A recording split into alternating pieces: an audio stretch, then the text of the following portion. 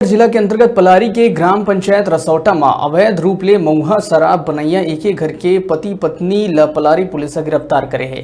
जेमा पलारी के थाना प्रभारी CR चंद्रा हा बताइस कि आरोपी हा पाछू महीना भी भारी अकन कच्ची शराब बनावत पकड़ाए रही से, जेमा ए महीना फिर पति पत्नी पकड़ा है और शराब बनाए के अब्बड़ अकन सामग्री जब्त करे गए है, जेकर कुल कीमत 11,140 रुपया बताए गए है।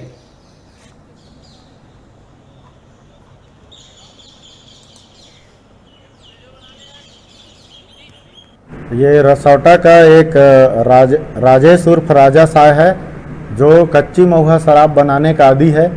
इसको आज दिनांक को हमारा ही स्टाफ जाकर रंगे हाथ महुआ शराब बनाते हुए पकड़े हैं। साथ ही इसको राजा साह को एक महीना पहले भी हम लोगों ने ऐसे ही भारी मात्रा में शराब बनाते हुए पकड़कर 34(2) आबकारी एक्ट किया थे और साथ ही उस समय लगभग 19-20 लीटर पास फोड़े थे और इस बार करीब 300 लीटर पास फोड़ा गया।